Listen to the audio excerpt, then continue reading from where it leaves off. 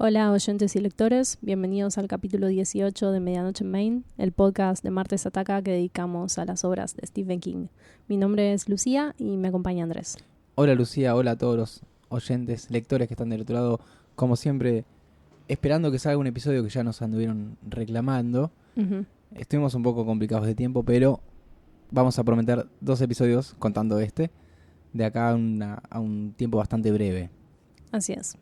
El capítulo anterior estuvimos hablando de Nightmares and Dreamscapes. Bastantes historias por hablar hubo. Y hoy la vamos a hacer un poquito más corta, pero también densa. Sí, la dinámica interna de estos libros es muy distinta porque al ser compilados, los relatos tienen naturalezas muy diferentes. En este caso son solo 4 historias. Es un caso similar al que fue Full Dark No Stars. Ajá. Pero son 4 historias muy contundentes, en particular 2 de ellas. Así que decidimos dividirlo en 2 partes. Hoy nos tocaría la primera, que son las 2 primeras estaciones de este compilado, que se llama Different Seasons. La particularidad de estas 4 obras es que fueron escritas apenas King terminó de escribir una novela. Sí. Este es el resto que me quedó. Sí, tal cual. Tiene sentido porque el primer borrador de las novelas proviene de un impulso creativo muy fuerte y supongo que no se puede cortar de raíz. Así que con ese resto escribió estas 4 historias que en algunos casos son bastante sorprendentes. Así es.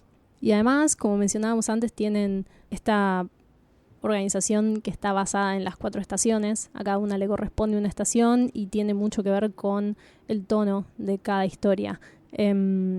Si algo que no nos había gustado sobre Nightmares and Dreamscapes es que los títulos eran muy pobres y todo parecía estar nombrado por un ejecutivo de la editorial. Ajá. Y no por King.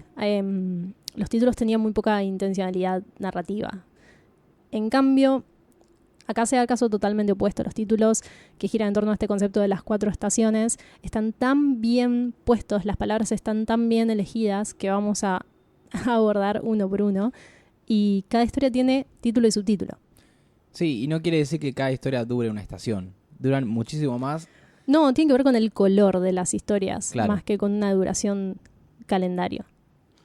Con todo ese preámbulo creo que ya podemos pasar a la primera de las 2 historias que vamos a estar charlando hoy aquí en Medianoche en Maine. Uh-huh. Y va a ser Rita Hayworth and Shawshank Redemption. Difícil de decir porque uno siempre quiere decir el de Shawshank Redemption. Siempre querés decir el título de la película. Así es. En español sería, Rita Hayworth y la redención de Shawshank. En este libro en particular los títulos en español no nos van a servir de nada. No. Porque tiene que ver también con lo que acabamos de decir. Las palabras están ubicadas con mucha delicadeza. Y hay mucho juego de palabras y hay mucha construcción semántica que tiene que ver con el inglés. Así que los títulos en español son bastante nefastos y se pierde bastante de esta magia lingüística que puso King ahí. Son literales. Por suerte no hubo un toqueteo ahí con el nombre y eso me parece bien. No, pero este primer caso justo tiene un subtítulo que no se puede traducir. En realidad no sé si es el subtítulo, porque de hecho viene antes del título. Sí, en las ediciones tenés una página que dice, en este caso por ejemplo, Hope Spring Eternal, Uh-huh. girás y ahí empezás a leer Sí. Rita Hayworth and Shawshank Redemption. Sí, Hope Springs Eternal, que es el pretítulo, no sé si hay una palabra para eso, de Rita Hayworth, viene de una frase en inglés que significa esperar algo de manera muy esperanzada, en Ajá. términos de esperanza, durante un tiempo muy prolongado, a pesar de que hay muchas probabilidades de que eso no suceda. Tiene todo que ver con esta historia. Y también tiene todo que ver con la idea de florecer, con la idea de renovarse, con algo muy espiritual y muy sensible. Hay un juego de palabras similar en otra historia que es Fall from Innocence, que nos toca en el episodio siguiente.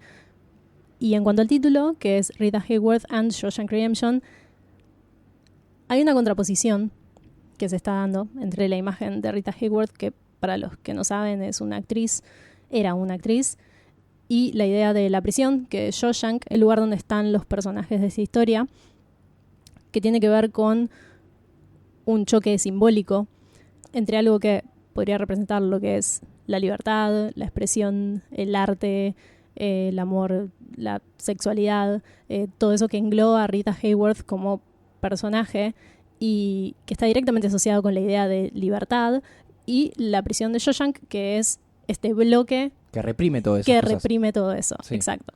Lo que es interesante es que el personaje principal de esta historia, Andy Dufresne, se vale mucho de lo primero para vencer a lo segundo. Hay algo en la construcción de este título que me recuerda a una reflexión de Nick Cave, que es cómo se escribe una canción y cómo está basado en el contrapunto. Uh-huh. Se sitúan dos imágenes disparatadas una contra la otra y se espera que saquen chispas entre ellas. Es una manera muy pregnante de contraponer dos imágenes. Entonces empecemos a sacar chispas entre dos personajes. Por un lado vamos a tener a Red. Sí. En este caso, el narrador en primera persona. Sí, eso es otra cuestión sobre las historias que compone este compilado, y es que todas son historias sobre narradores. Ajá. Porque alguien, en el marco de estas historias que cuenta King, está a sí mismo contando una historia. 3 de ellas están en primera persona, excepto A Pupil, que está en tercera persona, pero ya vamos a ver cuando terminemos con Shawshank Redemption que es muy importante, juega un papel muy fuerte el poder de la narrativa entre los dos personajes que protagonizan A Pupil. Pero sigamos con Rita Hayworth. Me encanta porque cada uno le dice la mitad del título que le gusta más. Sí, bueno, pero está bueno decirle Rita Hayworth porque se despega un poco de la película. Claro, de la cual ya vamos a hablar. Tenemos a Red, un hombre que está cumpliendo unos cuantos años de condena en la prisión de Shawshank, ficticia. En Maine, por supuesto. En Maine, sí, obviamente. Por haber querido matar a una persona y terminó matando a 2 más. La persona era la esposa. Sí. Y termina matando en un accidente creo que la vecina y el hijo de la vecina. Sí, algo desafortunado, pero que claramente tenía una intención de matar a alguien. Uh-huh. Red está en esta prisión hace ya 10 años cuando llega Andy Dufresne, que prácticamente va a atravesar para mí toda su vida, le va como ir cambiando la perspectiva de las cosas. Y Andy Dufresne, por lo contrario, está preso siendo inocente. Que el chiste de todo el tiempo es que ahí son todos inocentes y nadie le va a creer en ningún momento. Supuestamente por haber matado a su mujer y al amante de la misma. Sí. Lo interesante es que Red nos va contando toda la historia de Andy y nosotros estamos pensando que la historia trata sobre Andy y que no es tanto sobre Red. Y para mí es la historia de Red atravesado por este otro personaje. Sí, el arco de Red depende de la llegada y, bueno, eventual partida, spoiler alert, de Andy Dufresne. Si alguien no leyó este cuento o no vio la película, lo cual dudo, porque está en repeat hace como 15 años en cable, recuerden que lo vamos a spoilear. Y este en particular es un cuento bastante spoileable, si bien, como en todos, lo valioso es el recorrido. Sí, una vez que lo terminas de leer, lo, entre comillas, importante que pasa, interesa, pero hasta ahí nomás. Voy a admitir que me emocionó mucho el final de Shawshank Redemption sin esperarlo. Mientras lo releía, ajá. Mi caso con Different Seasons es un poco particular porque yo ya lo había leído, pero solo había leído 3 historias y en un orden distinto del que figuran en el libro. No tengo claro cómo pasó eso. Leí primero la 4ª, después la primera, después la tercera y nunca había leído A Pupil, que leí para grabar esto. Pero sí había leído Shawshank Redemption y además está claro que vi 800 veces la película. Pero cuando llegó el final, se ve que hay una construcción invisible hasta llegar a esa conclusión de Redding al final. ¿Se llama Red Redding? Sí, Red es el sobrenombre en base a Redding, que era el apellido. Claro, es un poco redundante. Y no sé si también porque él es irlandés y era colorado. Tiene sentido, en la película hay un guiño sobre eso porque Red es Morgan Freeman, que sí, ya sabemos que no es colorado. Pero decía, se ve que hay algo que se va construyendo en el interior del lector mientras Red cuenta esta historia, porque llegado el final todo cae como una bolsa de plomo. Sí. Es un yunque emocional y realmente moviliza la noción de que una idea pueda ser tan poderosa. Una autopreservación y una autoestima muy fuerte dentro de un territorio muy, muy hostil.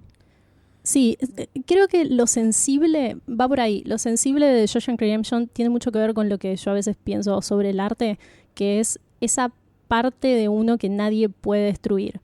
Ajá. Hay algo en las personas que no se puede, encarcelar, como dice Red al final de esta historia.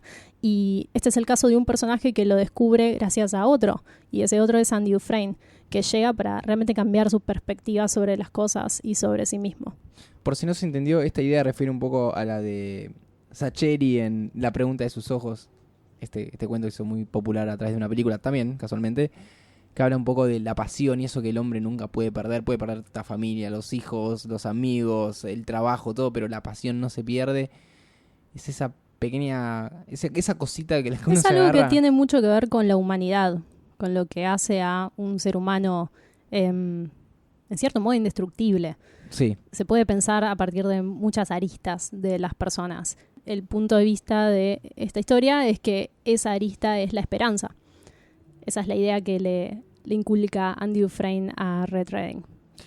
siguiendo con la historia, Andy llega a la cárcel, él es un banquero, un tipo adinerado, entra a un lugar donde no entiende nada realmente, es un lugar donde no sabe bien qué puede esperar de él, y empieza a sufrir todos los vericuetos que uno entiende, al menos a través de Hollywood, uno puede sufrir en la cárcel, ya sea estar en malas condiciones, sufrir violaciones, golpes, robos, todo lo que pasa dentro de ese mundo, que esperamos nunca conocer de primera mano. A veces tengo pesadillas sobre eso. Sobre cómo alguien me culpa por un crimen que no cometí. Como esa película ¿cómo se llama? Ratty Horror Show. Sí, de Ratty Horror Show, que bueno, es básicamente un tipo que lo plantan y dicen, vos matas a estas Sí. personas. Es una de mis peores pesadillas. Y están dadas las pruebas para demostrar que no pasó así. Por suerte, hace muy poco terminó esa pesadilla para ese hombre que le dieron la sentencia final y ya es libre. Pero sí, es un... Bueno, en este caso es algo así, porque él era inocente y estuvo preso muchísimo tiempo. Y calculo que de algo se habrá aferrado para poder sobrevivir a eso. Es interesante lo que estás diciendo porque me parece el rasgo más predominante de Andy Dufresne. Él tiene una convicción muy fuerte sobre aquello en lo que cree. Ajá. Y no necesita nada más. De hecho, al principio de la historia, cuando lo vemos atravesar el juicio, que termina resultando en, cadena perpetua, Andy no miente. Él no tiene necesidad de llorar y pedir clemencia porque él sabe que no lo hizo. Él no se rebaja a ningún tipo de mentira o de actitud que no tenga que ver, que en cierto modo no honre aquello en lo que él cree. Y eso es muy interesante porque es lo que a él lo mantiene en pie. Es un personaje que tiene una dignidad y una fidelidad consigo mismo que es bastante impresionante para mí. Andy Dufresne es uno de los personajes más lindos que ha escrito King, porque además de ser metódico y de ser calculador y poder ejecutar este plan a lo largo de 28 años, también es una persona muy sensible. Y eso es lo que se trasluce en su relación con Red y en la manera en que ésta evoluciona hacia un lugar que termina siendo una amistad muy íntima. Sí, Red se presenta ante Andy como el tipo que consigue lo que sea en la cárcel. Sí. Lo que sea. Dentro de algunas normas, le puedes pedir algo, te da un sobreprecio y lo consigue. Y su primer pedido es un martillito, un pico muy chiquitito para tallar piedras, porque Andy tiene el hobby de picar piedras y darle forma, coleccionarlas. Red al principio lo toma con pinzas, ¿qué es esto? Es un poco peligroso, no estás pidiendo un paquete de cigarrillos, sino un elemento que puede llegar a matar a alguien. Entiende al principio Red.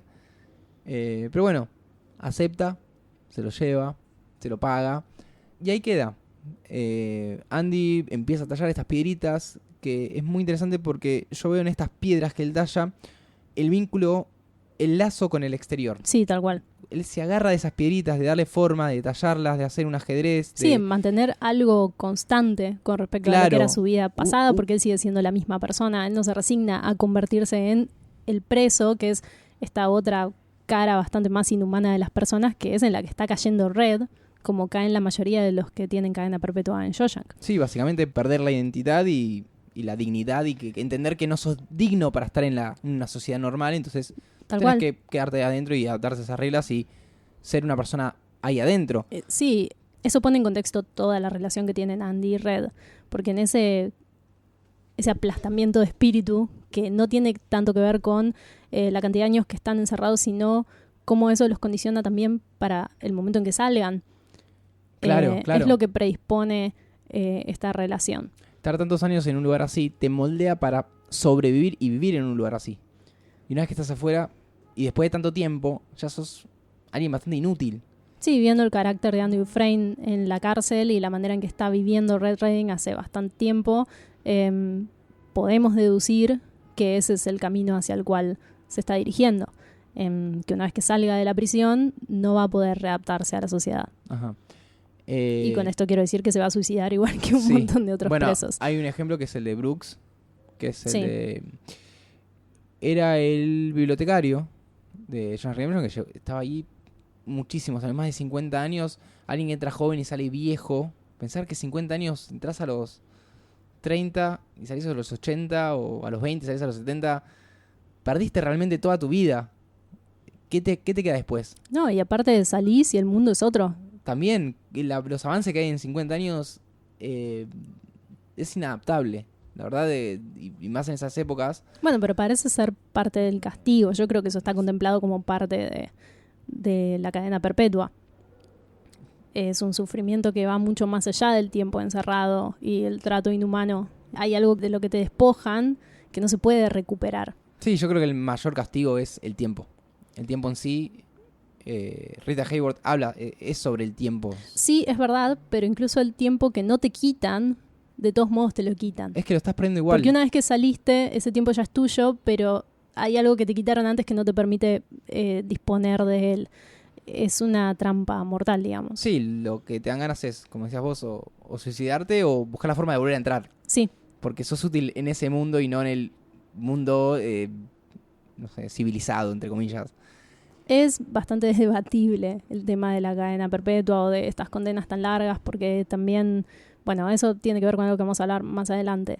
Pero sí, tiene una ideología sobre qué es la rehabilitación para estas personas que cometieron un crimen, ¿no? ¿Para qué se hace esto y para qué sirve?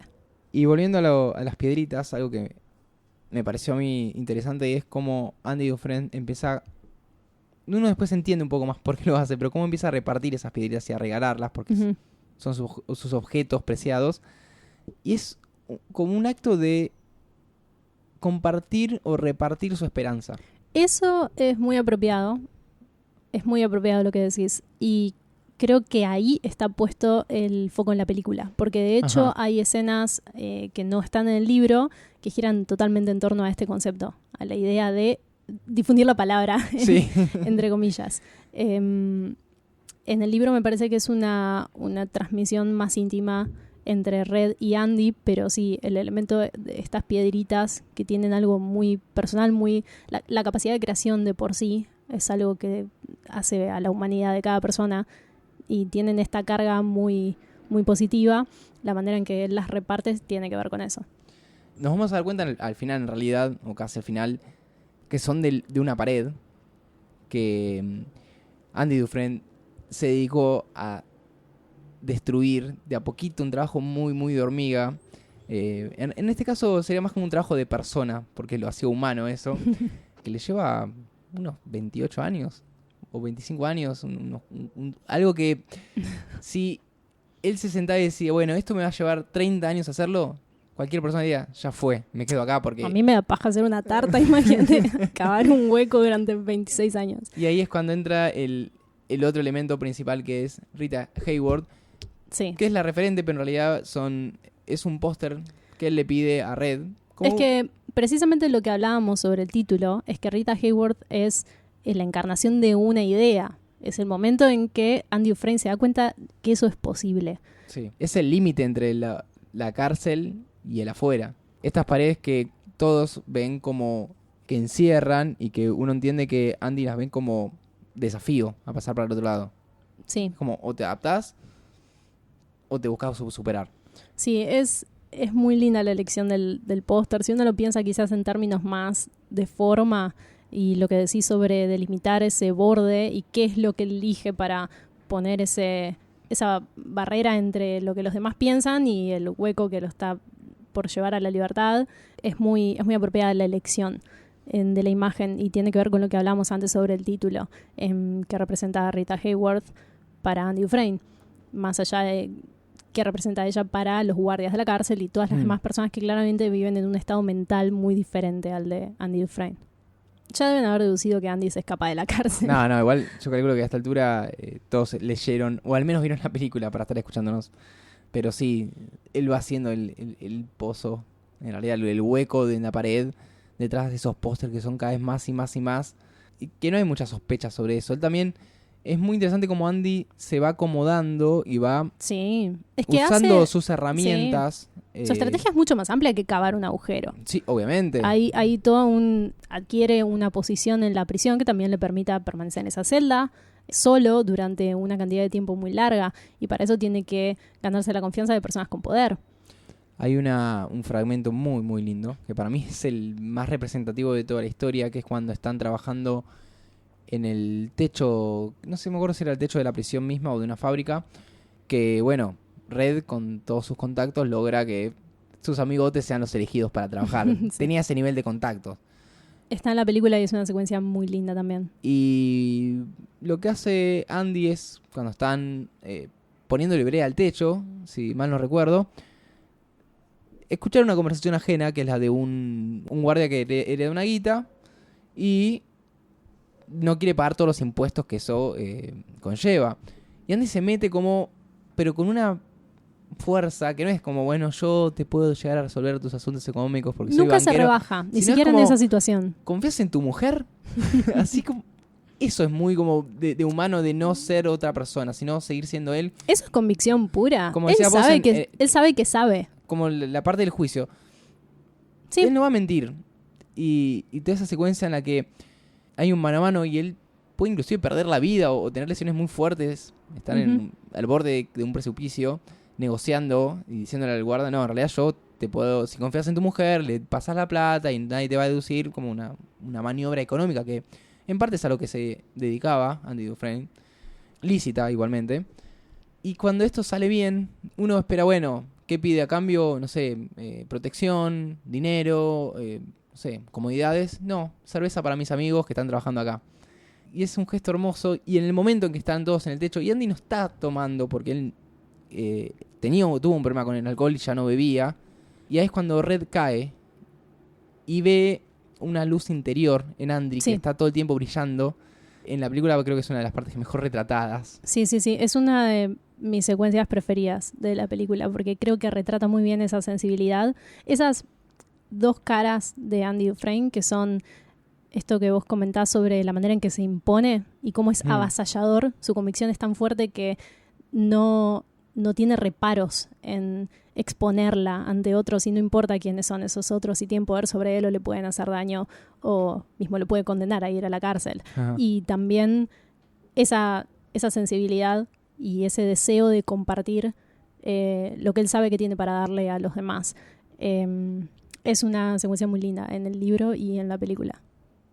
Además de esas cervezas, él se va dando un beneficio que es administrar las cuentas, mover las cuentas del director de la cárcel. Sí. Que en la historia son dos y en la película es uno solo. Sí, esas son cuestiones narrativas muy sutil, más pertinentes al audiovisual, porque también el tipo que eligieron para ser el director de la cárcel es como un personaje un poco caricaturesco. También es para que uno establezca una postura, ¿no?, con respecto a este tipo. Si te lo cambian de la mitad de la película ya no se siente el paso del tiempo de la misma forma. Y también tiene que ver con la manera en que Andy Dufresne se establece como una herramienta para este tipo. De hecho, lo que más me gusta sobre este personaje, Andy Dufresne, es que no es de manual, no es un personaje de papel. Tiene muchas dimensiones, pero a su vez ninguna de esas es tan obvia para opacar a los demás. Lo que quiero decir es que a pesar de todo este valor y dignidad y coraje, en ningún momento es innecesariamente agresivo, nunca es soberbio, está escrito con un equilibrio muy prolijo. Ajá. En cambio es con Red cuando tengo quizás más problema como lector, porque hay una tendencia en la narrativa de Rita Hayworth que es bastante similar a lo que ya habíamos hablado sobre The Green Mile, que es describir a los presos como unas personas bastante simpáticas o agradables. Ujú. Y se tiende a perder la perspectiva de por qué esos tipos están ahí. Sí. Porque nosotros ya sabemos desde el principio que Andy Dufresne no es culpable, entonces es fácil empatizar con él y además es un personaje muy interesante. Pero creo que para hacer una lectura sobre este cuento no hay que perder de vista por qué Red está ahí. Porque uno se va sensibilizando y cuando llega al final siente una empatía muy profunda por él y se alegra por él, pero no sé si es tan puro el sentimiento. No sé si es tan claro lo que uno siente a lo largo de esta historia. Y tiene que ver, bueno, con la creencia que cada uno tiene con respecto a cómo funciona este sistema de encarcelamiento. Sí, lo que suele pasar en este tipo de narrativas es que uno le toma cariño a estos personajes porque encima siempre tenés el preso malo. En The Green Mile Sí. está el loquito, mismo en George Redemption están las hermanas, que son los tipos estos que violan a Andy Dufresne unas cuantas veces. Sí. Y el resto son los bien, los que O sea, no hacen es quilombo. como el arquetipo de la prostituta con corazón de oro. Claro. Va un poco por ahí. Y no sé si lo que estabas apuntando a la pregunta es que si Red se merece ser libre o tener una nueva oportunidad dentro de o por fuera de las paredes, en realidad. Creo que en este caso en particular, cuando uno conoce mucho a la persona, personaje, y sí, crees que el tipo se merece una segunda oportunidad, que el tipo realmente, Pagó su deuda, digamos. volviendo al tiempo, que yo te mencionaba antes que es un elemento muy importante en la historia, el tipo del tiempo ya lo perdió. Sí. El tiempo que tuvo en la cárcel tampoco le sirve para nada. Afuera no le sirve, más allá de para, no sé, sobrevivir en la calle. Yo al menos siento que él realmente paga por lo que hizo. Obviamente hay 3 personas que mueren. Es que ahí hay- me parece que radica la ambigüedad. Hay 30 años de vida que él pierde. Obviamente alguien me dice hoy en la calle, che, este tipo mató a 3 personas, tuvo 30 años, que lo suelten. Y no, que siga adentro. Claro. Pero Eso acá- es pero para acá mí vos lo que no hay que perder de vista. Atravesás la historia con él y vas entendiendo cuál fue como su castigo. También en tantos años uno entiende que hay un Red del pasado y un Red del presente. Exacto, sí. Sí, Que sí. realmente no es la misma persona que hizo eso. Es algo que me habías dicho antes de grabar y en lo que tenías mucha razón, es que la pregunta de si es justo o no que Red tenga este acceso a la esperanza, digamos, tiene mucho que ver con el contexto. Ajá. No es una pregunta descontextualizada que sería, ¿merece un tipo que mató 3 personas volver a ser libre después de cumplir una condena muy larga? Sino que no estás hablando de cualquier tipo, estás hablando de este personaje con el que hiciste cierto recorrido y sabes lo que siente, también sabes lo que piensa, y matar no es una opción para él nunca más. Ajá. De hecho, él considera que arruinó su vida. Además de la de 3 personas, ¿no? Pero se entiende. Entonces, creo que la esperanza también tiene que ver con eso, que la persona que menos, no sé si decir debería, pero que menos acceso tiene a un sentimiento tan noble es la persona que lo obtiene Ajá. a través de Andy Dufresne, que de hecho nunca cometió ningún crimen. Tiene bastante que ver con la idea de la redención. Entonces, en el contexto de esta historia, Red Redding es una persona que hizo el trayecto hasta ese punto. Son muy pregnantes e incluso muy sutiles los diálogos que tienen Red con Andy. Sí, los diálogos están, pero maravillosamente escritos.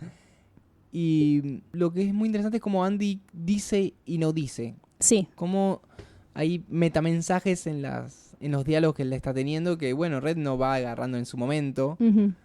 pero con el tiempo va entendiendo. Sí, además, Andy no dice mucho, no es una persona que exteriorice tanto, pero en el momento que lo hace hay que prestar atención porque está Ajá. diciendo algo importante. Para mí lo más definitivo en la relación entre Andy y Red es el momento en que Andy decide contarle el pueblo donde va a vivir una vez que se vaya de la cárcel.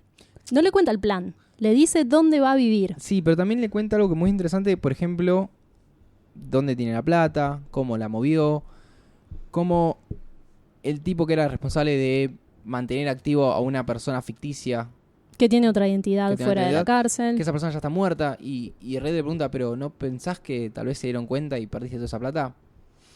Básicamente No. le cuenta le cuenta todo lo que va a hacer una vez que salga y esa es toda la información que alguien necesita para encontrarlo. O sea, Claro. su trabajo de 20 y pico de años cavando el túnel lo está dejando en manos de Red. Hay ahí una demostración de confianza que es tan grande y tan poderosa que yo creo es la prueba definitiva que Red necesitaba para él abrazar la idea de que es valioso Sí. y que esa esperanza que Andy tiene también puede ser suya. Me parece que es el acto definitivo que Andy Dufresne lleva a cabo para que Red salga de la cárcel y no se suicide. Porque además le dice algo muy lindo, que no recuerdo las palabras exactas en el libro, pero en la película es bastante similar, y es, me vendría bien cuando salga un hombre que sepa conseguir cosas. Claro. La manera en que elige decir las cosas con un grado de sutileza y de respeto tal es lindísima. Para mí Andy Dufresne es un personaje tan bien construido, porque es tan rico. Sí, es muy bueno que darle a entender a Red que tal vez todo ese tiempo que está dado por perdido afuera puede llegar a ser útil. Tal cual también. Y sí. Es lindísima. La relación que ellos tienen es una amistad, bueno, que también se da en The Body, un cuento que vamos a hablar más adelante, pero que primero tenemos que llegar al otoño para eso. Es para mí de las mejores que ha escrito King. Sí. Que de hecho no me parece que se caracterice por escribir grandes amistades. No sé si su sello es... Déjame pensarlo, pero... No. Tan profundas creo que no. Pero sí, es el mejor bromance de King por excelencia. Sí, y hablando de eso es... me arriesgándome a decirlo, creo que es una de las mejores historias que ha escrito King. Sí. Que tiene la particularidad de ser bastante corta. Pero que tiene... Sí, es cortísima. Pero, a ver, uno tiene una película que dura 2 horas y media y dice, wow, esto es una novela larguísima. Y no. Porque La peli es muy digna igual. hay algo que a veces le pasa a King, perdón que critique, pero es que se pone a escribir cosas muy largas, muy extensas, pero rellenándolas de induido. Sí. O sea, Sí. Igual eso es sabido. O sea, no estás tirando ninguna bomba que nadie nunca se haya planteado. King es el rey del relleno y lo ha sido en muchas ocasiones. y- Acá ha quedado muy en evidencia que yo soy más cruel que vos. Y 3 de estas 4 historias que están en Different Seasons podrían ser mucho más largas, podrían ser novelas. Pero es cuando decís, no. Tal vez ahí es cuando empezaba a reparar y a tapar agujeros y no quedaba tan bien. Pero yo creo que Rita Hayworth podría haber sido una novela. Sí, sin duda. Sin Eh, duda. Esto es una cuestión que nos viene surgiendo a lo largo de los episodios desde que empezamos a hablar sobre cuentos en varias ocasiones. Porque abre muchas puertas. Sucedía también con The Ten O'Clock People en Nightmares and Dreamscapes y un par más, que daba lugar a un universo entero en que se podían contar una infinidad de historias o líneas argumentales mucho más largas y complejas.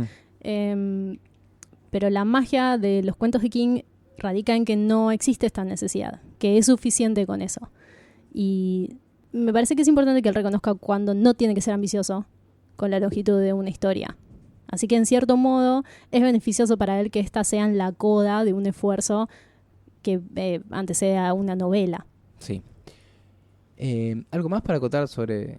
Hay un montón de cosas para decir. Es una historia lindísima para pensar, pero pensándola desde este lugar de honestidad, ¿no? Saliendo un poco de lo que quizás es la primera impresión, en que todos te caen bien y querés que todo termine bien y todos sean felices para siempre. Hay como muchos pequeños detalles para tener en cuenta sobre estos personajes que dan pie a una lectura muy rica.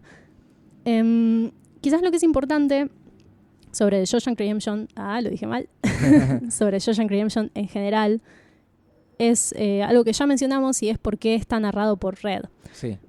Para explicar esto creo que es mejor que directamente lea una cita. Empieza con un párrafo en que King pregunta en voz alta, porque realmente creo que se lo está preguntando el lector, por qué Red está escribiendo sobre Andy Dufresne y no está escribiendo sobre sí mismo, a lo cual responde en primera persona. Pero sabes muy bien que no es así en absoluto. todo trata de mí, todas y cada una de las malditas palabras de la historia.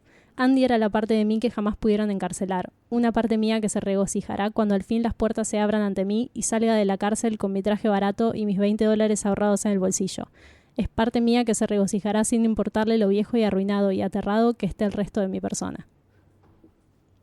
Engloba bastante lo que dijimos hasta este momento sobre la relación de ellos, el tiempo, el castigo, la justicia, etc.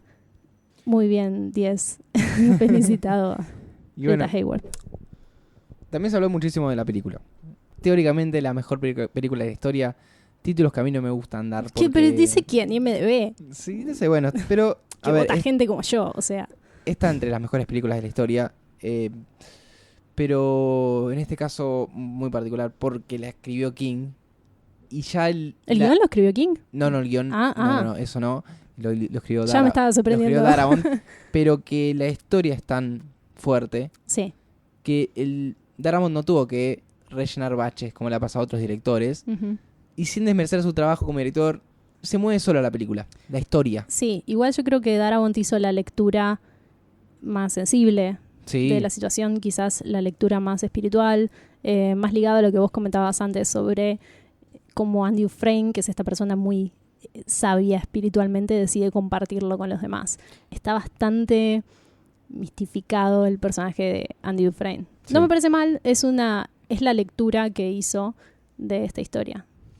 Creo que mencionamos antes la rareza de que esté Morgan Freeman, un tipo negro, de raza, como dicen algunos, de color, representando a un irlandés colorado, que sí. Nada que ver. Y como vos decías, es por este rescate de lo espiritual. Y una de las cosas que tengo entendido que hizo Darabont fue pensar en la voz, pensar en el narrador. Y así como en un cuento, en una novela, el narrador es escrito, en una película lo pregnante es el sonido. Tal cual, y venimos de decir por qué es tan importante Red Redding, por qué es importante que él nos cuente la historia. Y si elegís un mal narrador, estás obviando el concepto general. El espíritu de la historia. Sí.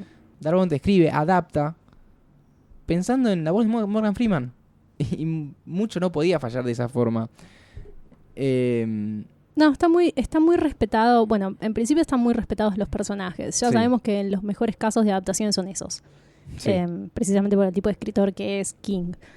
Y en este caso se ha puesto mucho hincapié en ver la evolución de esa relación entre Andy y Red, pero siempre manteniendo el tono dramático del libro. Que a veces es bastante... Bueno, sucedía también con The Green Mile, que a veces es casi sarcástico, ¿no? El humor dentro de la prisión es algo muy fuera de este mundo, como vos decías, civilizado. Creo que ese tono está bastante respetado. Y las secuencias más lindas de la película creo que coinciden con las secuencias más lindas del libro, quizás exceptuando el momento en que Andy pone un disco de ópera para todos. Sí, eso no está, creo. Eso no está en el cuento. Pero me parece muy bien que lo haya agregado. Sí, son estos... quizás subraya un poquito de más, pero bien. Pero bien, porque es utilizar un recurso audiovisual para mostrar esta ofrenda que tiene yo prefiero Andy. que haga esta escena adicional y no que un personaje lo verbalice. Claro. Y diga, Andy Dufresne es un tipo que viene a compartir con nosotros. Y me dio esta piedrita. Tal cual. Sí. Esos parlantes que están representando la libertad o los sueños de libertad. Ay, la peor traducción. Y el afiche es bastante malo también. El afiche clásico de Andy. Me gusta. ¿En serio? Me gusta el plano de Andy. Ay, pero es con spoiler alert absoluto. Pero si no sabes nada. Pero no importa, te muestran los primeros 30 segundos ya sabes que es un tipo que está en la cárcel. Y en la tapa del DVD tenés un tipo que está en la lluvia libre. Pero no sabes. Y se llaman Sueños de Libertad. Pero no sabes si está libre, si es un sueño, no. Si es Palermo festejando el gol contra Perú. No sabes. Para mí está muy claro. Pero bueno, sí. Está bueno que Darabont haya logrado esa imagen tan icónica para el cine. Es icónica, sí. Es totalmente icónica. Que pudo haberla hecho algún otro actor, como por ejemplo Tom Cruise. Sí. Tim Robbins para mí está, pero súper bien casteado. A lo que iba es que no le iba a dirigir Darabont esta película. ¿Quién le iba a dirigir? Rob Reiner en un momento quiso dirigirla, que es bueno, el actor, Bueno, el no, director de mal, The Body. mal no hubiera salido, Sí, dirigió pero- Misery también. Pero tenía otro tipo de cast. Cuando lleguemos a The Body voy a grabar llorando. Me parece perfecto. Imagínate en vez de Morgan Freeman a Harrison Ford. Mm. Claramente estás apelando más a la imagen que al sonido. Sí. Así que bueno. Para mí los dos personajes principales son la mejor elección posible. La verdad que en ese sentido no hay con qué darle. Esto es como John Coffey, Sí. el actor que hacía John Coffey, que en este momento no recuerdo su nombre, Rip. No quiere decir que otra persona no lo pueda hacer. No, Pero pero en ese momento y lugar esa era la persona y correcta. lo que está hecho está bien. Sí, Uno de mis grandes deseos es que nunca haya una remake o que haya una readaptación de Shawshank Redemption, espero. Mm, Dios no lo Eh, permita. No, ojalá que no. Mira, si adaptaron una Carrie de Brian De Palma, pueden adaptar cualquiera, claramente no les sí, pero estamos importa hablando de una película la que iconicidad de una si se película. entiende que es una de las mejores de la historia, uno espera que no pase. Pero bueno, es Yo como creo hacer que- una remake del Padrino. Sí, entiendo tu punto. No debería De pasar. todos modos, para mí Carrie es una de las mejores películas de la Sí, historia. sí, sí, sí, De sí. hecho, creo que yo estoy más del lado de Carrie que de esta película, pero por una cuestión de género. Sí. Y ven lo que yo lo te que decía. se hizo fue una falta de respeto absoluta. Claro, lo que yo te decía es más cómodo, tal vez fue para Darabont adaptar Shawshank Redemption que para Brian De Palma adaptar Carrie. Sí, Había mucho más laburo. sí, bueno, Carrie es más artística, en mi opinión. Aún dentro de los cánones del mainstream, creo que tiene, tiene una expresión más de autor. Sí. Creo que ya lo mencioné en el prólogo de este podcast o en algún capítulo en el medio, pero en algún momento ya lo dije. Esta película le encanta a mi papá, así que Shawshank Redemption es claramente el tipo de historia que es apta para cualquier público. Sí. La película y, bueno, la historia, por supuesto. Así que si conocen a alguien que nunca leyó King porque tiene algún tipo de estigma con el género del terror o con su reputación, puede empezar tranquilamente por Shawshank Redemption. De hecho, puede empezar más que tranquilamente por Different Seasons. Sí, la verdad que sí. Cuando llegue al final, yo creo que ya va a estar emocionalmente preparado para leer The Breathing Method. Igual vamos a pasar a Ad Pupil. Ugh. Es duro. Ay, venimos de un lugar esperanzador y Vamos a la corrupción. verano de corrupción, Sí. que es la estación correspondiente a Pupil. Alumno aventajado. Sí, En español. sí, muy poco halagadora. Sí, no sé. En realidad no es halagadora en cuanto... Me refiero al sonido. Suena claro, feo. suena feo, sí. Pero alumno apto también suena feo. Sí. Podría ser capaz. Sí. Bueno, ¿por qué creo estamos...? pero creo que aventajado es como ese pasito adelante. Es una palabra un poco más correcta que apto. Sí, probablemente. Muchos son aptos, La mejor, pero pocos son aventajados. Entiendo yo. sí, la mejor, peor opción. ¿Por qué discutimos las palabras? Porque Son importantes. En porque las son, historias. primero porque son muy importantes y no estaríamos grabando para empezar. Y segundo porque Ad Pupil es una elección muy cuidadosa de términos. Porque esta historia no se llama Good Student, se llama Ad Pupil. Y la idea de apto en contraposición a... No se me ocurre tipo de Nazi Guy. Un título bien de mierda. Es como una película con Seth Rogen. La idea de apto en contraposición a la idea de bueno Ajá. está quitando toda implicación moral. Ya ahí estamos viendo que no se está hablando de bueno y malo, sino que se está hablando de capacidad. Y la idea de pupil, que sería como un aprendiz, va mucho más de la mano con la idea de un discípulo que está respondiendo a un mentor que Claro. con el concepto de estudiante. Entonces, creo que ya podemos imaginar para qué lado va esta historia y qué tipo de personajes No es lo mismo alguien que está aprendiendo que alguien que está puliendo. también. Va un poco por ese lado. Sí. Y bueno, Summer of Corruption, que es bastante literal, no hay aquí juego de palabras en verano de corrupción, pero hace referencia a una etapa muy propia de la juventud y del adolescente, que son las vacaciones de verano o el entretenimiento.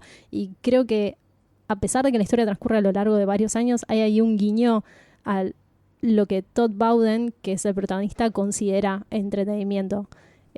mientras no está yendo a la escuela. Andrés me hace caras porque esta historia es muy turbia. Qué divertido. Bueno, la historia trata, como decías vos, de Todd Bowden, un típico chico preadolescente americano con la familia perfectita, Sí. un buen alumno, un buen estudiante, como decíamos, que en determinado momento, en determinada clase, encuentra su interés. A mí me gusta esto, como el hobby. Uno muy particular, que no es... Entendí que habías dicho el Hobbit y no, No, entendía a qué te el referías. hobby. Pensé, la pasión de Andrés es el Hobbit. El pibe podría haber juntado cartas de béisbol, Sí, estampillas, ser fanático de películas, del cine de clase B, pero no. pero no porque a Bowden lo escribió King. A este chico le gusta el holocausto. Sí. Está muy interesado en qué pasó en Alemania, qué pasó con los judíos, con los nazis. Empieza a dudar de algunas cifras. Hay una parte muy interesante cuando lee 9 millones. Creo que eran 9 millones el número. Y dice, no, acá hay un problema editorial. Alguien puso un 0 de más o 2 0 de más. Sí, siente un impacto muy fuerte a medida que se va enterando de lo que sucedió. Y sumado a eso, descubre, a través de esta afición, que un vecino del barrio probablemente sea un genocida nazi prófugo. Sí. Estamos hablando del vecino que en ese momento se llamaba Arthur Denker. Pero en realidad, Se llamaba Kurt Thusander. así es. Así que todo esto que parece muy complejo en la historia es muy rápido. Algo que a mí me gusta mucho La es que... historia empieza básicamente cuando Todd Bowden le toca el timbre a Kurt Thusander y le dice, sé que sos un nazi, déjame pasar y contame todo. Claro. King nos deja muy en claro que no es sobre una persecución, que no es que No, era no. nazi o no es nazi. Hmm. Porque mismo cuando lo lees, ya te dice el señor Thusander, cuando todavía no confiesa. Pero Sí. vos, uno como lector ya sabe que el tipo es él. Esta historia está narrada en tercera persona Sí. precisamente porque el narrador va a ser Thusander. Y ahí lo tenemos a Todd en la casa de este anciano bastante dejado, que no representa una imagen casi idílica que esperaba Es Todd. casi patético. Es patético, es totalmente patético. Sí. Todd esperaba, no sé, abrir la puerta y verlo a Hitler. No sé qué esperaba, pero es un tipo que nada que ver y que inclusive él piensa, este tipo no pudo haber hecho todo eso. Como si fuera un logro.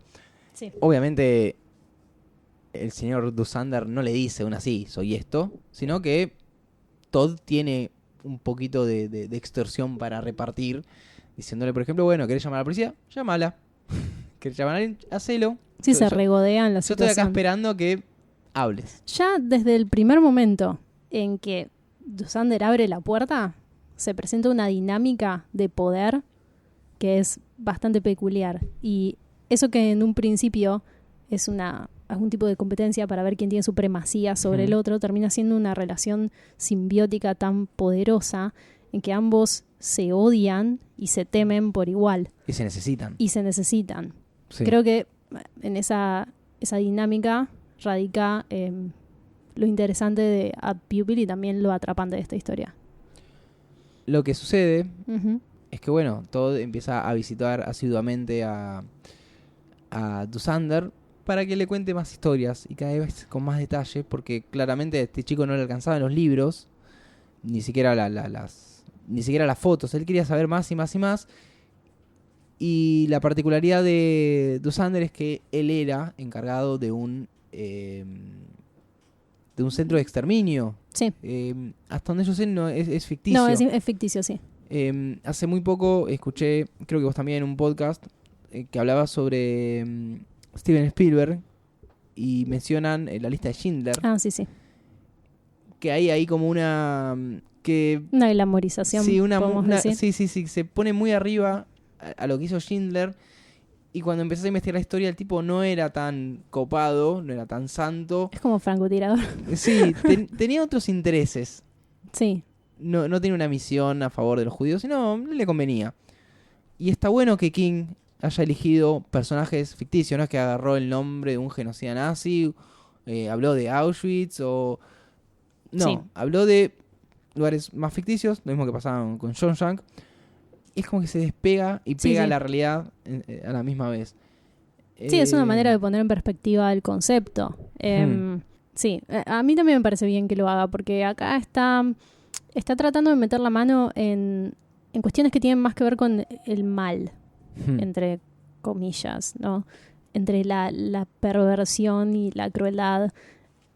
Creo que va por un lado más humano que histórico, y que para eso está el personaje de Todd Bowden, porque lo vamos a hablar un poco mejor más adelante, pero tenemos un viejo que estuvo presente en la guerra, hizo un sinfín de cosas horribles, pero no sabemos muy bien cómo fue el contexto, y tenemos a Todd Bowden, de quien conocemos lo opuesto. Sabemos cuál es su contexto, pero no sabemos qué es lo que va a hacer. Voy a resumir el transcurso de esta historia con una cita que dice Carl Dussander, y es la siguiente: me has hecho abrir criptas que mejor hubieran quedado cerradas, porque he descubierto que algunos de los cadáveres estaban enterrados vivos y que algunos de ellos aún respiran. Yo te quiero retrucar con otra cita, A ver. que es anterior, que habla un poco con lo que te decía sobre el interés, como el hobby. Sí. Algo que escucha en clase Todd Bowden es un profesor decir que cómo encontrás ese gran interés. Y hay una metáfora de la llave. Ves algo por primera vez y sabés que lo encontraste. Y es como una llave girando y abriendo. Es como el cofre de la fortuna de Feliz Domingo. Abrió. Ya está. Una vez que abrió, es una caja de Pandora. Es una caja de Pandora. Y esta misma llave que abre Todd Bowden es la que abre todas estas criptas. Tal cual. De Dussander. También es muy Sí, la metáfora, perdón, de abrir la puerta a algo que estaba enterrado es muy fuerte. Con esta diferencia de que uno lo tiene enterrado de forma contextual, como decías de Dussander, y otro de forma, no sé, nativa. Uno siente que nació con ese mal adentro. Esa es la cuestión de Apt Pupil. Vamos a ir en orden, pero creo que ese es el... No sé si decir problema, vamos a decir cuestión. Ese es el temita con Todd Bowden. ¿Cuál es el origen de eso? Me parece que es difícil abordar esta historia precisamente porque, esto lo digo desde mi lugar de lectora, y creo que vos estás de acuerdo, hay una imposibilidad muy fuerte de conectar con cualquiera de estos dos personajes. Sí, por suerte. Todo está exacerbado en un nivel de crueldad que creo que no conocemos. Y creo que Bowden es incluso peor que Dussander, porque hay algunas características de este viejo con las que podemos llegar a relacionar, que son rasgos familiares, como lo que vos mencionabas antes sobre ser un viejo débil y patético, cómo está físicamente deteriorado y tiene un cierto miedo al abandono y a la soledad. Esas características lo humanizan a Dussander. En cambio, Todd Bowden es un monstruo. Sí. Y ante un psicópata no hay mucho que podamos entender, ni sus motivos ni sus sentimientos. Entonces se complica un poco la lectura de Apt Pupil. Yo creo que esta es la característica floja de esta historia, si bien me parece una gran historia. Sí, hablando del monstruo, tenemos a este nazi que es como un monstruo retirado. No se podría decir que pagó su condena, porque claramente no la está pagando, pero está recluido. Dussander es un cagón. Sí, claramente. Es que eventualmente esa es la simbiosis que se da entre Dussander y Bowden, que Dussander no quiere pagar por lo que hizo, no quiere que lo descubran, y Todd Bowden no quiere que tampoco se descubra su parte, que bueno, después la contaremos, porque no quiere arruinar su vida y su futuro. Y ahí vemos cómo despierta el monstruo de Ted Bowden, que en un momento tiene la necesidad de matar. Sí. ¿Cómo contamos esto? Sí, lo que pasa es que no recuerdo bien en qué orden se dan los sucesos. Llega un punto en que las historias de Dussander se vuelven tan pregnantes e invaden tanto la mente de Todd que ambos empiezan a dar rienda suelta a esa maldad que están dejando salir.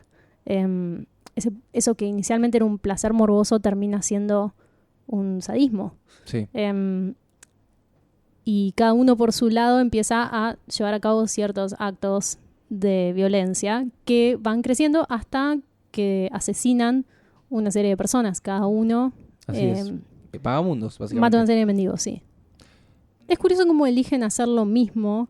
Yo creo que Dussander y Bowden tienen unas características similares, que hay un paralelismo entre ellos.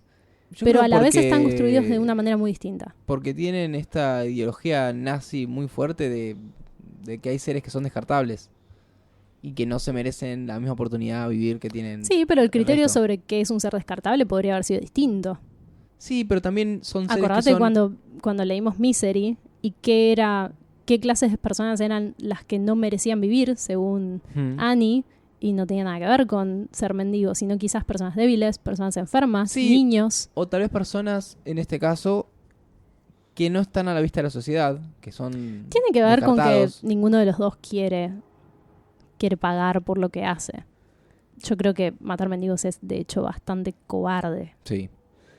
Porque Dusander empieza matando animales y casi al mismo nivel mata mendigos. El tema es que estos asesinatos empiezan a ir de control para los dos y llega un punto en que su relación es tan dependiente que inclusive Dusander no puede morir sin que Todd tenga miedo de que se destape una olla sobre todo lo que él sabe y nunca reportó. Sí, porque Todd básicamente es cómplice de un criminal de guerra. Una cosa que sucede a medida que Todd empieza a pulir todas estas enseñanzas de parte de Dusander es que Ujú. empiezan a bajar en picada su rendimiento académico. Algo que él lo viene zafando porque trucha los no sé, no son boletines, tiene otro nombre.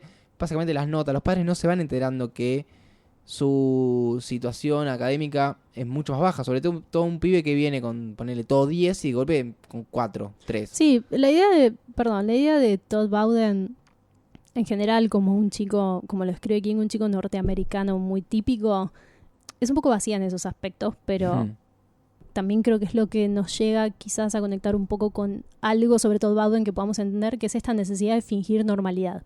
Claro. Y Acá no pasa tener un nada. promedio, tal cual, y tener un promedio académico alto es parte de fingir que todo está bien. Y llega un momento en que un consejero estudiantil o algo así, un psicólogo de la clase, cita a los padres para que vean el tema de las notas. ¿Qué está pasando acá? Todd, como loco, va a la casa de Dusander y dice, esta es tu culpa. Yo no hice nada, vos me pidiste que te cuente historias y si vos te obsesionás, si vinís acá todos los días, no es mi problema. A lo que Todd dice, bueno, te mando al frente. Si me mandas al frente, cae vos también y le explica todo lo que puede llegar a pasar con su persona, sin saber si realmente va a pasar todo eso. Pero Es que en ningún momento se sabe si el otro tiene realmente ese poder. no, la verdad no lo sabés. Pero están los dos en una situación tan jodida. Que se empiezan, hay como una persecución Es más paranoia. De hecho, se dicen entre ellos que tienen cartas escritas en Sí. cajas de seguridad y que hay alguien que sabe y que si a alguno le pasa algo lo va a contar y qué sé yo. Y en realidad es todo chamullo. es todo de palabras, sí. Pero tiene que ver con lo que es el juego psicológico. Precisamente Dusander era torturador. Es una cuestión bastante de gato y ratón. Eso, exactamente. Es como que se van persiguiendo la cola entre ellos. Y ya que mencionamos eso, lean Mouse de Art Spiegelman. Sí, sabés que yo le iba a recomendar, pero Está en una tónica absolutamente diferente Es a totalmente esto, distinto. pero es recomendación. es sumamente perturbadora también Sí. desde otro lugar. A mí me hizo mucho efecto Mouse. Sí. Bueno, si querés hablamos un poquito, pero sí, estamos hablando de una novela gráfica de Art Spiegelman que retrata el holocausto a través de dibujos de gatos y ratones. Es Siendo algo- los ratones judíos y los gatos alemanes. Hay otros animales también, pero la historia principal, que es sobre el padre de Art Spiegelman, Vladek, está contada con ratones. Y uno dice, pero esto es para niños. Y yo creo que está ahí el gancho, que vos ves estos dibujitos y cuando vas cayendo que en realidad esos son personas. Ya que estamos hablando de esto, me voy a me voy a dar la licencia para hablar sobre esta novela gráfica, porque eso que decís me parece que está precisamente puesto para crear una distancia entre el lector y lo que se está contando, porque lo que se cuenta es tan terrible que es muy difícil de internalizar. Entonces, mediante este lenguaje gráfico, se está poniendo una distancia. El problema es que, precisamente porque es una zona segura, hay no una zona de confort, pero hay una zona de cierta seguridad emocional mientras se lee Mouse, es que cuando se llega al final, todo está enquistado en un nivel del cerebro al que es difícil acceder. Uno quizás piensa que no lo fue afectando porque la lectura se hizo más llevadera gracias a esto y también gracias a lo flash forward al presente. En realidad la historia es un flashback porque está contada desde el presente de Art Spiegelman, pero cuando llega al final es realmente devastador. Es un quiste emocional. parece una narrativa tan inteligente, Mouse. Y tan valiente, ¿no? Porque estar en ese lugar y contar esa historia no es para cualquiera. Así que si les interesa, pueden leer Mouse, que sí está basada en hechos reales. Bueno, retomando con el tema de las notas bajas de Todd Bowden, Dussander se disfraza de abuelo de Todd y va a negociar con este profesor, diciéndole que los padres tienen problemas en la pareja, esto y lo otro, y por eso bajó el rendimiento, y que para eso va a levantar las notas. Sí. Algo bastante imposible por los tiempos que te van marcando. Esto no puede pasar así. Y es como el gran conflicto que tienen. Y ahí es cuando la doctrina. Ahí lo empieza a adoctrinar. Es interesante cómo van cambiando los roles, tal cual, entre uno y otro. Cómo se van pasando la pelota y por momentos uno tiene más control que otro. Y cómo también se va desarrollando este odio. Porque en un principio Todd no odia a Dussander. De hecho, para él es casi un juguete. Bueno, recién leímos una bajada en la edición de Different Seasons que tengo acá, que es de Signet, que para escribir a Pupil dice: un adolescente se convierte tanto en el títere como el titiretero de la maldad, dice, sí, of evil. Y es exactamente eso, justo elogiábamos qué bien resumido que está en esa oración. Después de este gran conflicto que tienen, pasan un montón de cosas más. Por medio de las pesadillas, todo regalándole un traje nazi a...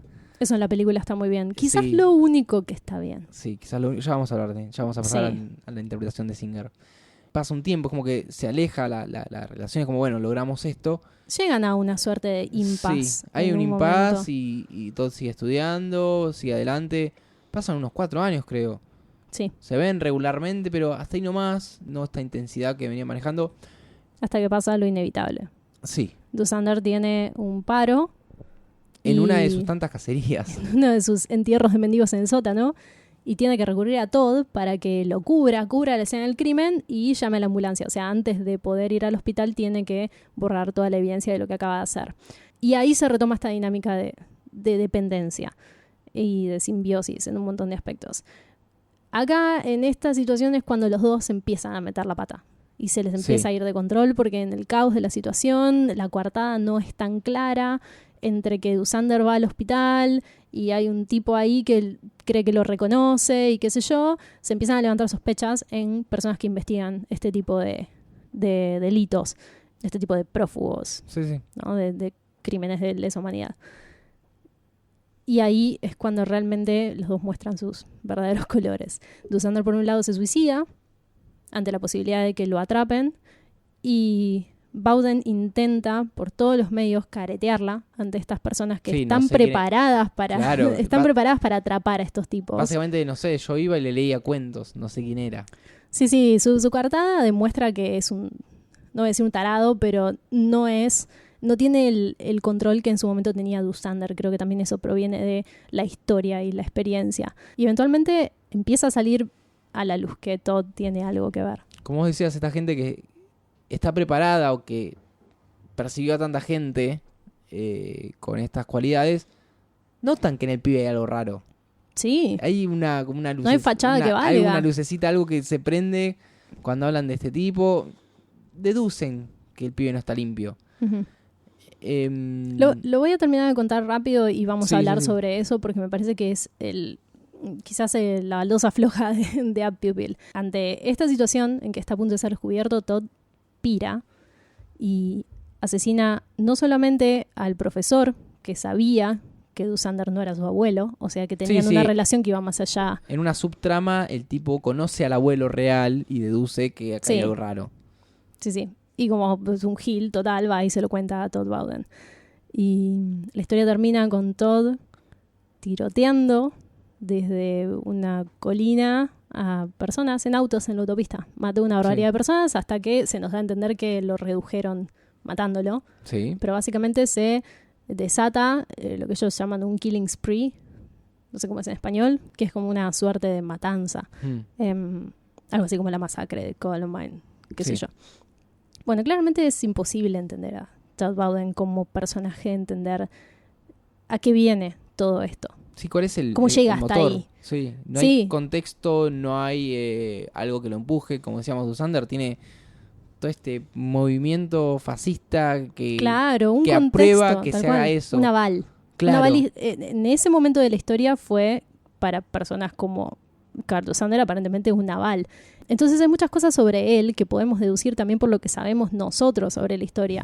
Pero decirnos que Todd Bowden es un típico adolescente, pero que en el fondo es un psicópata fingiendo normalidad, no nos da muchas explicaciones. Entonces acá me parece que está el tema de A Pupil, y es que King parece estar preguntándose cuál es realmente el origen del mal. ¿Es una cuestión de contexto o es una cuestión de que se trae? Es algo nato. Nato. Me hizo recordar una película que vi hace un par de años que se llama We Need to Talk About Kevin. Sí. No recuerdo quién es el director. Sí que es con Tilda Swinton. Y es una película también que aborda este tema. ¿Existe realmente un contexto propicio para que una persona sea malvada? ¿O una persona es malvada? Y si bien me parece que A Pupil no da muchas respuestas sobre esto, creo que simplemente plantea la cuestión y no considero que esté mal. Sí me gustaría que se explore un poco más a todo, o que de alguna manera podamos llegar a entenderlo, pero quizás es eso. Un psicópata es alguien que no tiene empatía, quizás no se puede entender.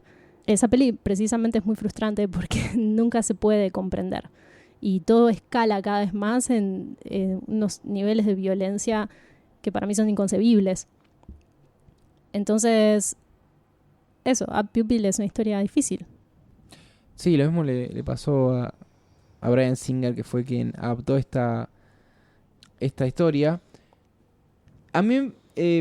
¿Estás diciendo Boo? Sí, ¿Estás no. diciendo Bryan Singer? Yo vi primero la película.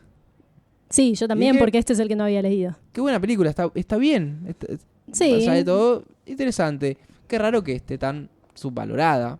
Sí, también había algunas cuestiones audiovisuales que no entendíamos, como, che, nadie se dio cuenta que hace 40 minutos está parado en la ducha y todos se fueron y lo dejaron ahí, como cosas un poco forzadas. Sí.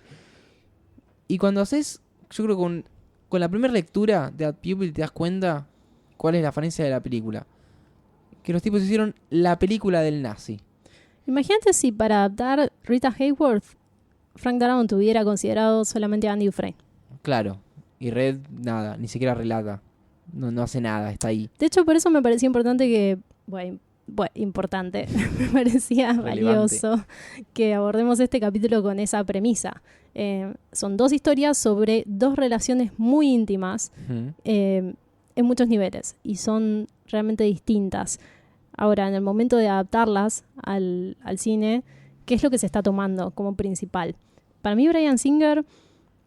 Además de que la película en sí no me gusta mucho estéticamente, no me gusta cómo está filmada, ni tampoco me gusta cómo está casteado Todd Bowden, creo que no entendió A Pupil, o quizás las cosas que no entendemos nosotros son las mismas que él no entendió, pero no supo dónde agarrarse para compensar. Mirá, yo creo que, hablando del cast, el primer Es el primer problema. problema en realidad Sí. es que la historia original trata de un pibe de 13 años. Sí, Y acá tenemos a un adolescente terminando la prepa. ahí es donde Body hace todo bien. Bueno, pero yo creo que te lo había comentado, el caso de Lolita, esta novela que también es sobre una nena muy chiquita, y que cuando la llevaron al cine no podían hacer una nena tan chiquita, Sí. más allá de todo lo turbio de la historia. Sí, Y acá Lolita es pasa- perturbadora. es muy- Igual, es la muy cuente perturbadora. como la cuentes. Claro. Y acá pasa lo mismo. Entonces tenés un adolescente, pero también es muy insulso igual. No, es que ahí diste el clavo. Para mí el mayor problema es que ese chabón es una drapie. No hay nada que podamos inferir de su expresión que tenga que ver con una ambigüedad. Es solamente apático. Yo si conociera a un tipo así jamás me creería que es normal. Pensaría que es un sociópata. No tiene expresión alguna. Para mí el problema mayor es que ese personaje está mal encarado. Y en contraposición tenemos a Ian McKellen, Bueno, a mí me es- hace todo bien. pero que es un tipo que hace todo bien y es muy fuerte al lado de este pibe. Sí. Por le eso pasa digo, por es encima. la película del nazi, porque él hace todo bien. La escena que se pone el uniforme. Sí, es que empieza a quizás- marchar. Sí, eso es Bueno, buenísimo. El montaje está bueno también. Y ahí se entiende, por ejemplo, que Sí, abrió la puerta. sí. Que ahí está desatando todo. Eso está muy bien interpretado y muy bien representado. Aparte, ellos no tienen química. Otra cosa que en The Body está hecha 10 puntos, no a la hora de Sí, llegar al momento falta. de hablar sobre esa película. Pero sí no tienen química. Son dos personas puestas en una habitación a actuar algo que no entienden. Claro. Aún así no es una pésima película, pero con el No, material de no, referencia no. realmente Podría haber pierde. sido mucho mejor. Sí. Sí. Y ni hablar de el cambio del final, que en el cual Bueno, la lo bajada mismo, de tono para mí se ya es baja el alevosa. tono completamente y entendés menos a todo. Porque es insulso todo. Para mí es muy Sí, insulso sí. todo. Todo creo que nunca mata en la película. Hasta donde yo... Y No, las basta. pesadillas que se narran en la historia, en las que no voy a entrar en detalle porque son de lo Sí. peor que ha escrito King en términos de horror. Psicosexuales. Sí, eso ni pinta. No existe en la película. No tiene la necesidad de bajar de tono una película sobre un nazi y un sádico. O sea, no la hagas. Si la vas a bajar de tono. Nunca nos va a hacer sentir bien, por mucho que la arregles. Y hay un detalle más que no podemos ignorar. Que es el actor que representa al consejero estudiantil, que es David Schwimmer, que si no lo Es Ross reconocen Geller. es el Ross de Friends. Pero no, pará, solo inapropiado. le pusieron un bigote. No, cae peor. Yo no te digo que sea mal actor, pero No era el momento. no era el momento. Esta película es del 98. Es imposible tomarlo en serio. Pobre tipo, ¿no? Pero era como una cosa... Así como hay un momento y lugar correctos, este era un momento y lugar incorrectos. El problema no es David Schwimmer. Es que no estaba cortado para ese No. personaje. Para nada. Y mucho menos porque además ese personaje es súper en la película. En la película. Sí. En sí no es una gran película. Vean, yo ya Redemption por cuarta vez en vez de ver a Pupil. Y Bryan Singer nos cae medio mal, así que... Bueno, hizo Los Sospechosos de Siempre. Y tiene unas denuncias por acoso sexual. Ah, sí. Sí, más de Ah, una. mirá Y vos. por la filmación de esta película. Sí, dicen que Hora del chusmerío. bueno, en la filmación hay un par de escenas que son Las de las duchas. las duchas, que un par de actores dijeron que hubo desnudos que no fueron necesarios. Sí. Bueno, no No lo vamos a no sé juzgar, bien qué pero a pasó. mí me cae un poquito mal. Ah, está bien, listo. No. Frank Darabont me cae bien. Esto es... Pero Darabont es Darabont. Sí, es injusto, pobre. Le tocó justo el episodio en que hablábamos sobre Darabont, que lo tenemos Es bastante... el pichón de King. Sí. Y no falla nunca. ¿Cuál te gusta más de estas dos? Tenemos que empezar a hace elaborar falta- el ranking hace falta- desde ahora. Creo bueno, que está pero claro se que... sobreentiende que Rita Hayworth Sí.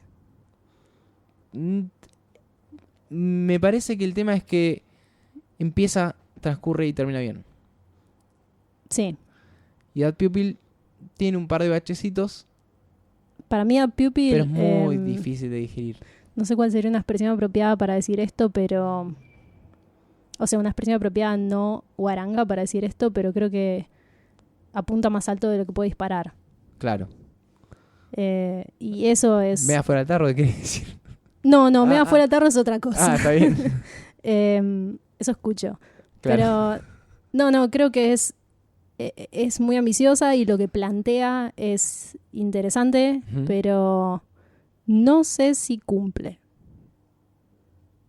Y digo no sé porque realmente no sé, no me parece que sea una porquería. Solo que me deja algunas cuestiones. Bueno, pero ahí volvemos al principio de este episodio. Hay una lógica en que sean historias escritas después de escribir otras. Ah, eso no dijimos. Ad Pupil fue escrita después de The Shining. O sea, con el resto que tenía King, escribió algo tan perturbador como Ad Pupil. Sí, a Pupil es solo perturbador. Si lo pones en ese contexto, es como, pará. De acá viene. Sí. El otro día encontré una... A mí me encantan las teorías. Y si son conspiranoicas, mejor. Pero... Ya contamos la teoría de que King mató a Lennon. ¿Lo podemos dejar para otro episodio? Ay, dejémoslo para otro episodio. Es muy fuerte esa teoría. Bomba. Es muy fuerte. No sé en qué episodio lo podríamos decir igual. Uno de teorías Teorías de King. de King matando personas en lugares. Bueno, leí una teoría muy interesante, que es que Ad Pupil no fue escrita por King, sino que el autor de dicha obra es Jack Torrance. ¿Por qué? Porque Ajá. cuando uno lee The Shining se menciona a un personaje llamado Denker, un personaje dentro de lo que está escribiendo Jack Torrance, que era este profesor. ¿En serio? Sí. Eso no lo sabía. Buscando The Shining de Denker y está ahí. Y si lo pensás, Ad Pupil es acerca de un estudiante que es un monstruo. Y el problema que tiene Jack Torrance en The Shining es que tiene un conflicto con un estudiante. Sí, esto sí lo noté. Entonces, Lo otro no lo recordaba, pero esto sí. tal vez él escribe desde esa amargura, esa bronca que tiene. Sí, lo retrata como el monstruo que piensa que es. Claro, claro. Si no lo recuerdan bien, Jack Torrance pierde su trabajo como docente porque se ensaña con un alumno y Lo golpea porque lo caga el piñas alumno en un estacionamiento. le está pinchando unas ruedas, no sé qué cosa. Sí, Después hay un análisis un poco más profundo en cuanto a que el resplandor significa que es el imperialismo, y el imperialismo es el peso, la carga sobre el hombre blanco. todo eso lo dudo Y muchísimo. los nazis eran muy creyentes de esta idea y que, bueno, se va para un poco para arriba, pero igual hay un poco de Jack Torrance escribiendo. Hay un poco de Bachman escribiendo Sí, Ad Pupil. sí, yo creo que todos los personajes escritores de King son un poquito el Batman de King, Hmm. en diferentes medidas.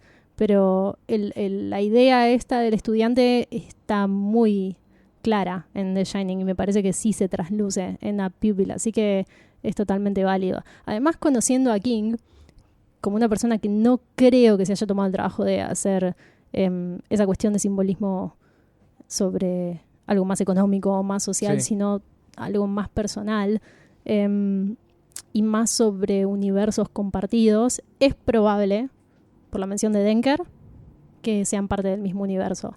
De hecho, tampoco mencionamos esto y casi nos íbamos sin decirlo. Igual no sería el mismo universo. Sería del El universo ficticio del otro universo. Claro, Que es el ficticio nuestro. sí. Casi nos vamos sin decir que Rita Hayworth y A Pupil transcurren en el mismo universo porque Sí. Andy Dufresne en algún momento fue el banquero de Cartus Sander. Sí, y hizo algunos movimientos económicos para que invierta en ciertas empresas y tenga acciones y con eso tengan plata. Sí, está bueno. Y es muy, muy interesante cuando menciona, qué loco, este tipo termina preso por matar a la mujer. Sí, Y ahí queda. por eso no me sorprendería, considerando que King suele hacer esas jugadas, que vaya por ahí la cuestión. O tal vez recicló el nombre. Le quedó el Denker ahí, También. puso Denker. No, lo hace muy seguido. Sí. El tema de reutilizar nombres o de cruzar universos es bastante habitual en King. Creo que podríamos hacer como una pausa, un intermedio acá. Sí, interludio. Porque todas las conclusiones generales de Different Season la haremos el próximo episodio cuando ya tengamos recorrido las 4 historias, Sí, nos quedan The Body y The Breathing Metal. que tienen bastante para decir y bastante Sí. para contraponer con las historias que hablamos hoy. Si todavía no leyeron The Body, en realidad ambos, pero vamos a hacer hincapié en The Body, léanlo antes de que salga el próximo episodio. No es una historia muy larga y es de lo mejor que King escribió. Ok. Y si quieren, vean la película también. Cuenta conmigo. Sí, de Rob Reiner. O Stand By Me, creo que es. Con la peor canción. Bueno, eso ya llega el momento de que me queje de esto, pero la detesto. Es el peor cierre de películas que he visto. Ay, el peor. Está justo ahí con Don't Worry, Be Happy. Así que bueno, amiguitos de la oscuridad, eso fue todo por este capítulo número 18 de Medianoche en Main, que están escuchando en martesataca.com.ar/Medianoche en Main. Disculpas por la demora entre un episodio y otro. Pero bueno, son- Prometemos compensar grabando próximo a la brevedad. Sí. Si nos quieren comentar o algo, nos pueden escribir en Twitter o en Facebook, donde nos encuentran como Martes Ataca, o escriben hashtag Medianoche en Main. Si les gustó este episodio, algún otro, o el podcast en general, lo pueden compartir de la forma que quieran, ya sea haciendo un tweet, haciendo un posteo en Facebook, mandándolo en un WhatsApp a una tía. Yo le mando un saludo a la persona que preguntó cuándo iba a salir Medianoche en Main, porque eso nos motivó a grabar. Sí, Habíamos leído este libro hace mucho tiempo ya. Sí, pero bueno, Y por cuestiones cuestiones. de la vida, recién ahora lo estamos poniendo a grabar.